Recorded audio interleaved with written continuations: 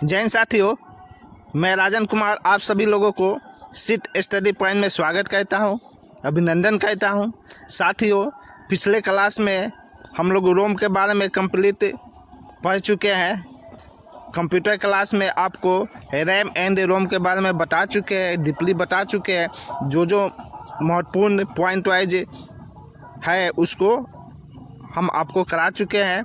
तो दोस्तों, आज के क्लास में हम लोग रैम एंड रोम से जो भी महत्वपूर्ण प्रश्न हैं जो एग्ज़ाम में पूछे जाते हैं, आप किसी भी कंपटीशन का तैयारी कर रहे हैं, किसी भी कॉम्पिटिटिव एग्ज़ाम का तैयारी कर रहे हैं जिसमें कंप्यूटर के प्रश्न आते हैं, वो सभी महत्वपूर्ण प्रश्न आज के सेशन में, आज के क्लास में मैं करवाऊंगा। तो आप लोग क्लास में लास्ट तक बने रहिएगा, क्लास को लास्ट तक ज़रूर कीजिएगा, वीडियो को लास्ट तक ज़रूर देखिएगा। जो भी मन में प्रश्न हो आप लोग कमेंट सेक्शन में कमेंट करके पूछ सकते हैं। तो दोस्तों, स्टार्ट करते हैं रैम एंड रोम के बारे में जो भी इम्पोर्टेंट प्रश्न है। जो भी मित्र वीडियो को देख रहे हैं, वीडियो को लाइक और शेयर करते चलिएगा। साथ ही जो भी फ्रेंड्स चैनल पे मेरे नए हैं, आप लोग चैनल को सब्सक्राइब कर लीजिएगा, क्योंकि मेरे वीडियो के जितने भी नोटिफिकेशन होगा आपको सब समय मिलते रहेगा। जो भी महत्वपूर्ण वीडियो होगा उसका नोटिफिकेशन आप लोग को मिलते रहेगा। तो दोस्तों, स्टार्ट करते हैं रैम एंड रोम के जो महत्वपूर्ण प्रश्न है। यहाँ पे देखिए, रैम स्टैंड फॉर। एग्जाम में प्रश्न आता है कि रैम का पूर्ण रूप क्या होता है, रैम का फुल फॉर्म क्या होता है। रैम का फुल फॉर्म आपका रैंडम एक्सेस मेमोरी होता है। क्या होता है दोस्त? रैंडम एक्सेस मेमोरी होता है। या पूछ देता है कि रैम में ए का पूर्ण रूप क्या होता है, तो ए का पूर्ण रूप एक्सेस हो जाएगा। कहीं से भी किसी भी तरह से प्रश्न घुमा के एग्जाम में पूछ सकता है, तो आप लोग अच्छे से नोट डाउन और याद करते चलिएगा। RAM stand for random access memory.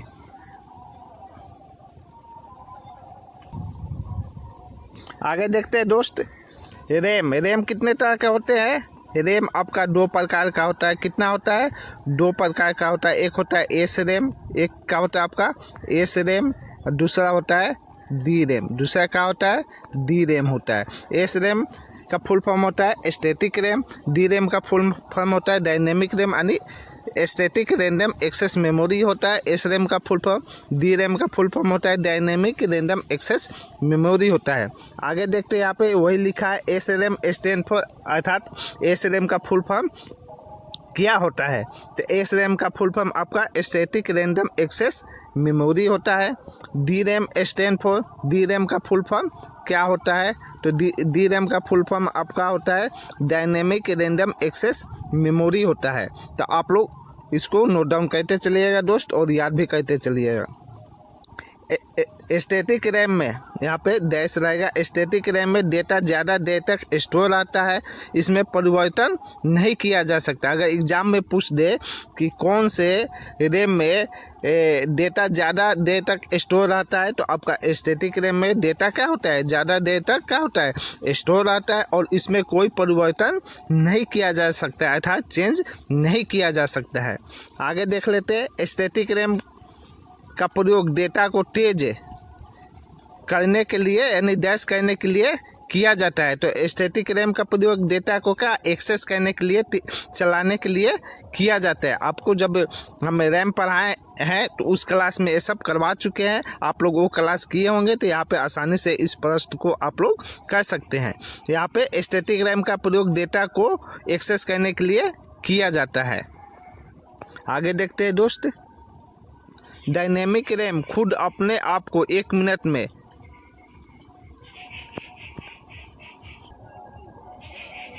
क्या लिखा है दोस्त? यहाँ पे देखते हैं कि डायनेमिक रैम खुद अपने आप को 1 मिनट में 1000 बार रिफ्रेश करती है, जिसकी वजह से मेमोरी के अंदर परिवर्तन किया जा सकता है। तो अगर एग्जाम में प्रश्न आ जाए कि कौन सा ऐसा रैम है जो अपने आप को 1 मिनट में 1000 बार रिफ्रेश करता है, तो डायनेमिक रैम है। तो डायनेमिक रैम एग्जाम में ऐसे प्रश्न आ जाए कि डायनेमिक रैम अपने आप को 1 मिनट में कितने बार रिफ्रेश करता है, जिसकी वजह से मेमोरी के अंदर परिवर्तन किया जा सकता है। तो 1000 बार क्या कहते हैं, अपने आप को 1 मिनट में यानी प्रति मिनट 1000 बार रिफ्रेश करता है आपका कौन, डायनेमिक रैम।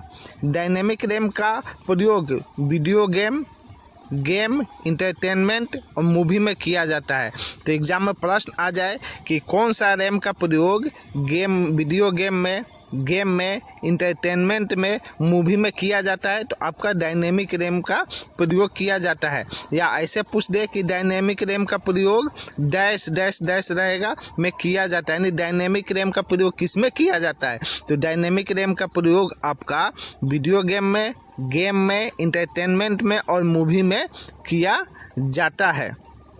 आगे देखते हैं दोस्त, बिजली बंद हो जाने के बाद या कर देने के बाद, बिजली क्या है अपने आप क्या हो बंद हो जाए, या बिजली को बंद कर देने के बाद जो स्टोरेज अपना डाटा रखती है उसे नॉन वोलेटाइल स्टोरेज कहते हैं। तो आपको जब हम क्लास करवा रहे थे रोम का, तो आपको बताए थे कि रोम क्या है आपका, रोम आपका नॉन वोलेटाइल मेमोरी है। रोम आपका क्या है, नॉन वोलेटाइल मेमोरी अर्थात अस्थाई मेमोरी है। और रैम क्या है आपका, रैम आपका वोलेटाइल मेमोरी है यानी अस्थाई, यानी इसमें रोम में परमानेंटली डेटा रहता है जो भी स्टोर कीजिएगा, रैम में डेटा परमानेंटली नहीं रहता। अगर सिस्टम बंद हो जाए, बिजली कट जाए, बिजली बंद हो जाए और सिस्टम आपका शट डाउन हो जाए, बंद हो जाए, तो रैम में जो डेटा स्टोर रहेगा वो क्या होगा, समाप्त हो जाएगा। लेकिन आपका रोम में अगर डेटा स्टोर किए हैं,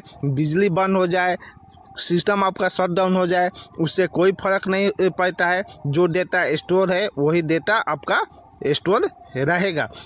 तो यहाँ पे प्रश्न जो कह रहा है कि बिजली बंद हो जाने के बाद या कर देने के बाद जो स्टोरेज अपना डाटा रखती है उसे डैश कहते हैं, उसे क्या कहते हैं, तो उसे नॉन वोलेटाइल स्टोरेज कहते हैं। उस स्टोरेज को हम लोग क्या कहते हैं, नॉन वोलेटाइल स्टोरेज कहते हैं, अर्थात रोम कहते हैं, यानी रीड ओनली मेमोरी क्या है आपका, अस्थाई मेमोरी है। आगे देखते हैं दोस्त, SD रैम स्टैंड फॉर, यानी SD रैम का फुल फॉर्म क्या होता है। एग्जाम में प्रश्न आ जाए कि SD रैम का फुल फॉर्म क्या होता है, तो यहाँ पे आप लोग स्क्रीन पे देख रहे होंगे कि SD रैम का जो फुल फॉर्म होता है आपका synchronous dynamic random access memory होता है। क्या होता है, सिंक्रोनस।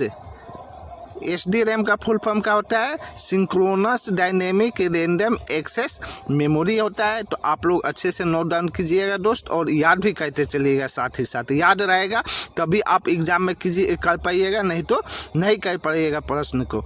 आगे देखते हैं, SD रैम क्या है, डैश का एक प्रकार है। एग्जाम में प्रश्न आ जाए SD रैम डैश का एक प्रकार है, तो किसका एक प्रकार है, D रैम का एक प्रकार है। कौन आपका, SD रैम। आगे देखते हैं दोस्त, SD रैम खुद को सिस्टम क्लॉक के साथ डैश करता है। एग्जाम में प्रश्न पूछ दे कि SD रैम खुद को सिस्टम क्लॉक के साथ डैश करता है, तो क्या कहता है, सिंक्रोनस करता है। क्या कहता है, सिंक्रोनस करता है। उसके बाद आगे देखते हैं दोस्त कि D रैम के गति को मापने के लिए डैश का प्रयोग किया जाता है। प्रश्न आ जाए एग्जाम में कि D रैम के गति को मापने के लिए, मेजर करने के लिए किसका प्रयोग किया जाता है, तो SD रैम का प्रयोग किया जाता है। SD रैम का प्रयोग किस लिए किया जाता है, D रैम को जो भी गति है उसको मेजर करने के लिए, मापने के लिए SD रैम का प्रयोग किया जाता है।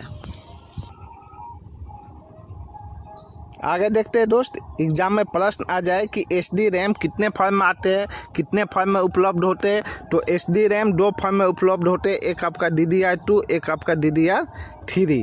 ये आपके 2 फॉर्म में क्या होता है, आपका SD रैम आता है। DDR2 का फुल फॉर्म क्या होता है, DDR2 स्टैंड फॉर यानी डबल डेटा रेट 2 होता है। DDR2 का फुल फॉर्म क्या होता है, डबल डेटा रेट 2 होता है। DDR2 का प्रयोग डैश को पढ़ने के लिए होता है। एग्जाम में प्रश्न आ जाए कि DDR का प्रयोग डैश को पढ़ने के लिए होता है, अर्थात 4 बिट डाटा को उठाकर कार्य करने के लिए होता है। तो यहाँ पे क्या होगा, 4 बिट डेटा होगा। क्या होगा दोस्त, 4 बिट डेटा होगा। नहीं, DDR2 का प्रयोग क्या होता है, 4 बिट डेटा को रीड करने के लिए होता है। एग्ज़ाम में प्रश्न आ जाए कि DDR3 का फुल फॉर्म क्या होता है, DDR3 का फुल फॉर्म क्या होता है, तो यहाँ पे देखिए दोस्त लिखा हुआ है कि DDR3 का full form double data rate 3 होता है। जैसे आपका DDR2 का फुल फॉर्म होता है, उसी प्रकार आपका DDR का भी वही फुल फॉर्म होता है, डबल डेटा रेट 3 यहाँ पे हो जाएगा।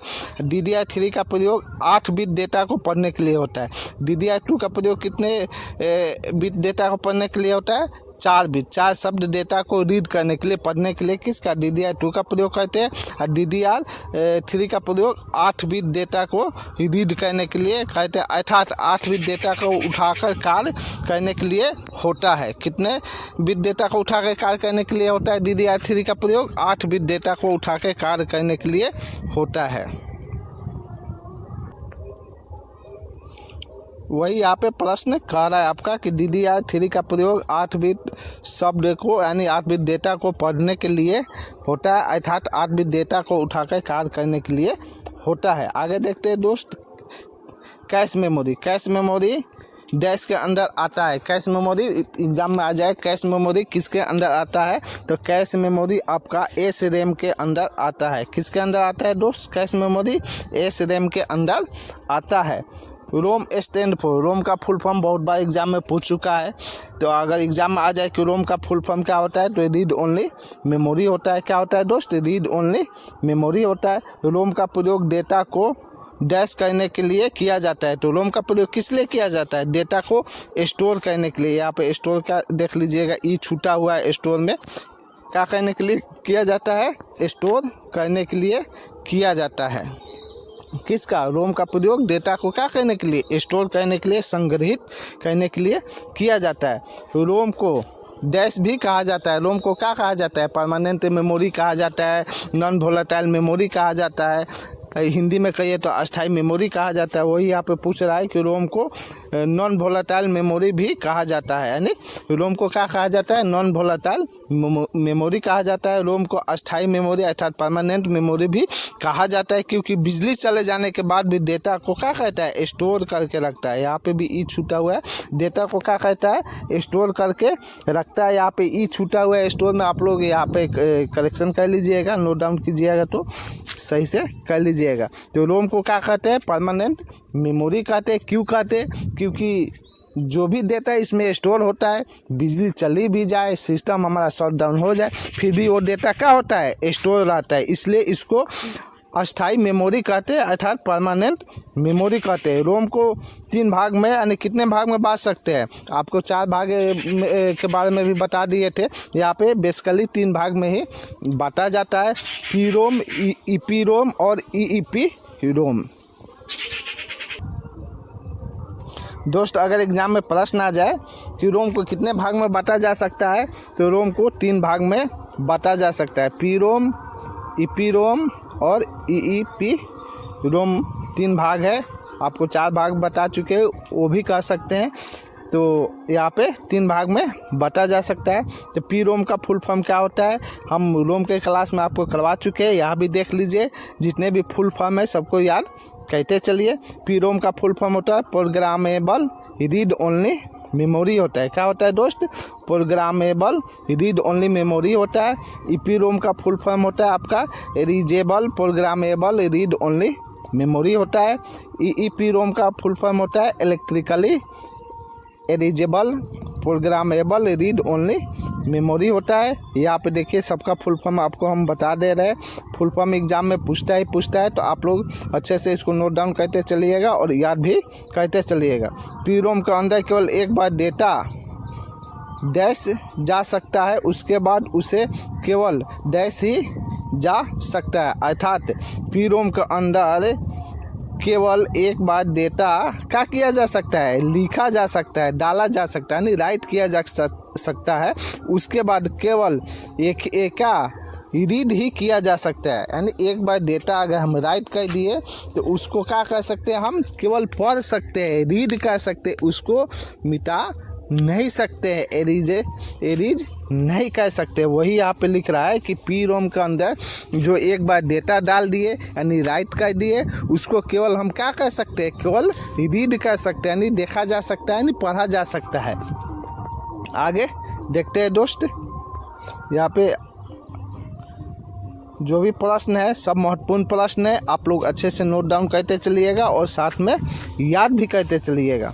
यहाँ पे पी रोम के अंदर आपको बता दिया कि पी रोम के अंदर का डेटा को केवल राइट किया जा सकता है और उसके बाद क्या किया जा सकता है, रीड किया जा सकता है। उसके बाद पी रोम के अंदर की मेमोरी, यानी पी रोम के अंदर जो मेमोरी होता है उसको, यानी मेमोरी को क्या किया जा सकता है, डैश नहीं किया जा सकता है, अर्थात मेमोरी को क्या मिटाया नहीं जाता है। यानी पी रोम के अंदर जो भी मेमोरी होता है उसको क्या डिलीट नहीं किया जा सकता है, मिटाया नहीं जा सकता है, जिस कारण इसे OTP अर्थात वन टाइम प्रोग्रामेबल कहते हैं, यानी OTP कहते हैं। यानी इसका क्या कहते हैं, इसको OTP कहते हैं। यानी पी रोम को क्या जो भी मेमोरी होता है उसमें जो भी डेटा होता है मेमोरी में होता है उसको क्या किया जा सकता है, एरीज नहीं किया जा सकता है, डिलीट नहीं किया जा सकता, मिटा नहीं सकते हैं, जिस कारण उसे हम क्या कहते हैं, OTP कहते हैं, यानी वन टाइम प्रोग्रामेबल। एग्जाम में अगर प्रश्न आ जाए कि OTP का फुल फॉर्म क्या होता है, तो जो मोबाइल में OTP आता है वो वाला OTP नहीं है, यहाँ पे OTP यहाँ पे यानी वन टाइम प्रोग्रामेबल। OTP का फुल फॉर्म क्या होगा, वन टाइम प्रोग्रामेबल होगा। OTP स्टैंड फॉर, देखिए यहाँ पे वन टाइम प्रोग्रामेबल हो गया। ईपी रोम के अंदर डेटा को प्रावेगनी से मिटाया जा सकता है, यानी ईपी रोम जो है, ईपी रोम में क्या किया जा सकता है, डेटा को एरीज किया जा सकता है, मिटाया जा सकता है। तो किससे मिटाया जा सकता है, कैसे मिटाया जा सकता है, अगर एग्जाम में प्रश्न आ जाए कि ईपी रोम के अंदर जो डेटा होता है उसको कैसे मिटाएंगे, किससे मिटाते हैं, तो ईपी रोम के अंदर जो डेटा होता है उसको प्रावेगनी यानी अल्ट्रा वोल्टेज रे के द्वारा क्या किया जा सकता है, डिलीट किया जा सकता है। आगे देखते हैं दोस्त, ईपी रोम के अंदर डेटा को डैश के मदद से तुरंत मिटाया जा सकता है, यानी ईपी नहीं, यहाँ पे ईपी रोम के अंदर जो डेटा होगा उसको किसके माध्यम से मिटाया जा सकता है, तो लाइट के माध्यम से, यानी बिजली के मदद से तुरंत क्या कर सकते हैं, उसको एरीज कर सकते हैं, मिटा सकते हैं। आगे देखते हैं दोस्त, कंप्यूटर में अस्थायी मेमोरी के लिए फ्लॉपी डिस्क, टेप चुंबकीय, हार्ड डिस्क, ऑप्टिकल डिस्क का प्रयोग किया जाता है। कंप्यूटर में अस्थायी मेमोरी के लिए किसका प्रयोग किया जाता है, अगर एग्जाम में प्रश्न आ जाए,